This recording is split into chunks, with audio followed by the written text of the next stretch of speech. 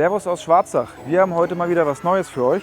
Und zwar haben wir hier von James Barut eine neue Markise, speziell hergestellt für das neue Odyssey Dachzelt. Und ich würde sagen, wir packen es mal aus, bauen es hier auf und schauen sie uns mal gemeinsam an.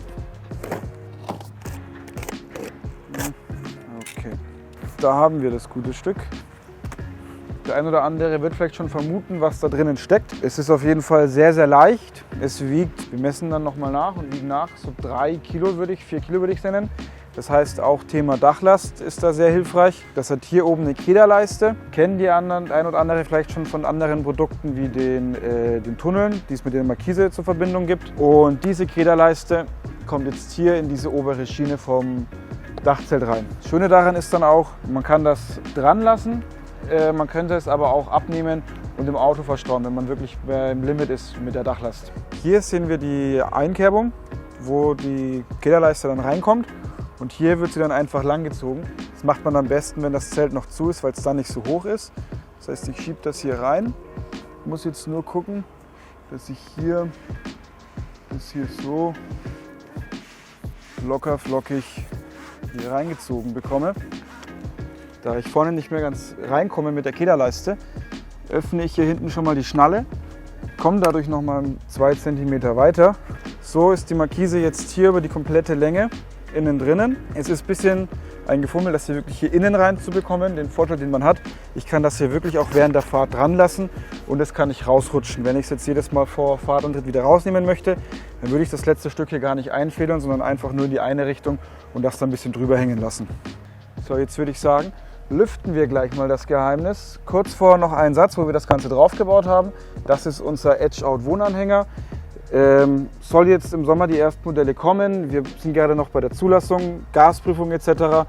und soll dann im Laufe des Jahres auch erhältlich sein. Kommt auch aus Südafrika, ähnlich wie Alucup, was wir auch vertreiben.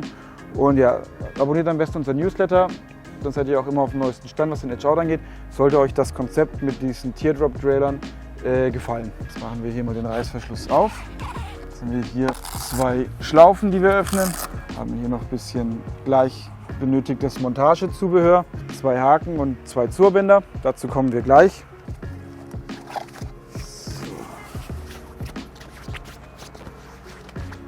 Jetzt haben wir hier das Sonnensegel. Der ein oder andere wird es schon erahnt haben. Zur Montage haben wir hier 2 Stützstangen, ähnlich wie bei der normalen James Barut Seitenmarkise. So. Nachdem wir die Stangen jetzt aus dem Fach hier unten rausgenommen haben, müssen wir das Ganze noch aufspannen. Das geht am besten zu zweit. Das heißt, was man auch noch vorher macht am besten, man macht schon mal die Haken, dann zum Abspannen hinten rein, dann geht es ein bisschen leichter. Man hängt dann die Schlaufe vom Abspannseil hier an dieser Stange direkt drunter ein, damit, wenn man das Ganze hier dann einfach nur noch drüber stülpt, stellt man das auf. Kann hier nochmal auch ein bisschen Biel geben. Und jetzt zum Festmachen nehme ich nur dieses Metallplättchen und bringe es auf Spannung. Dann kommt die andere Seite, nehme ich mir die Schlaufe, stecke das schon mal hier rein, hoch, stelle auch hier das Ganze auf, spanne es dann hier noch nach, damit das Ganze auch windsicher und straff sitzt. Und habe jetzt hier mein fertiges Sonnensegel stehen.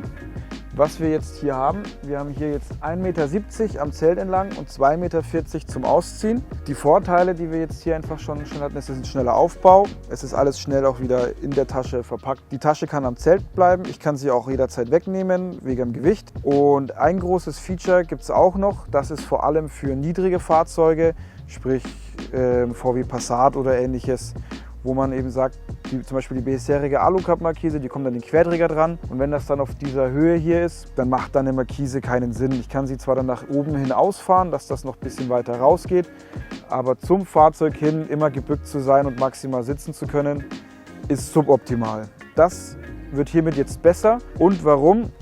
Das zeige ich euch gleich, nachdem ich meinen Kaffee ausgetrunken habe. Jetzt machen wir das Zelt einfach mal auf und dann sehen wir gleich nochmal das nächste coole Feature vom Sonnensegel.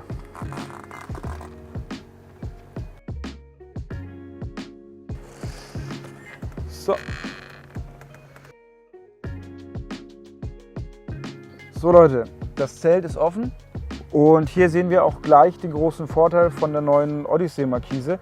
Die wird an der Oberschale befestigt, das heißt, ich gewinne mit der Markise hier nochmal ca. 90 bis 100 cm an Höhe Und das ist vor allem für flache Autos eben wichtig, damit ich dann eben eine Stehhöhe auch habe. Das heißt, wenn ihr ein flaches Auto habt und euch mal so vorstellt, so 1 Meter drüber, da würde die Markise dann sein. Das ist dann immer noch gut über Kopfhöhe. Und ich kann jetzt hier eben auch bei schlechtem Wetter, wenn es ein bisschen regnet, kann ich hier rein und raus gehen. Ich komme ans Auto ran oder in dem Fall an den Anhänger, ohne dass ich nass werde.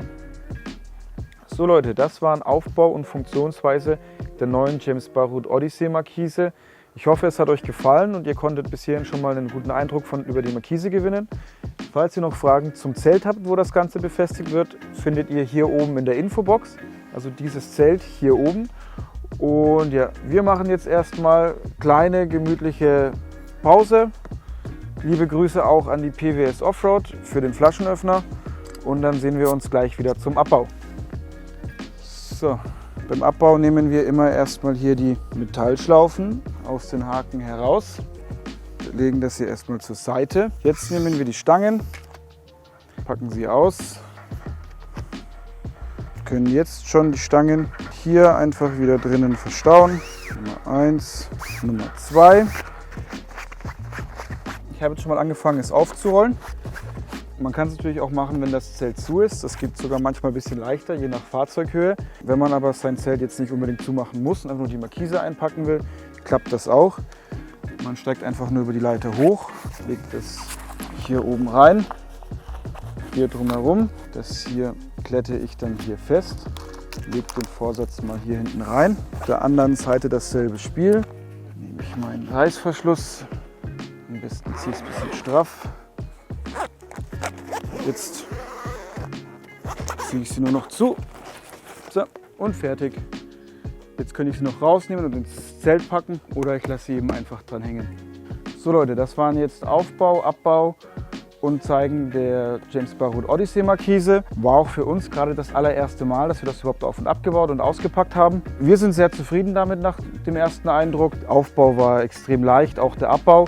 Es bietet sich an beim Stangenaufstellen, dass man 2 Personen ist, sowohl beim Aufbau der Stangen wie auch beim Abbau der Stangen. Ansonsten das Rausrollen, das Reinrollen, das Zumachen kann auch eine Person gut alleine machen. Ich könnte sie jetzt auch noch hier wieder rausnehmen und reinpacken.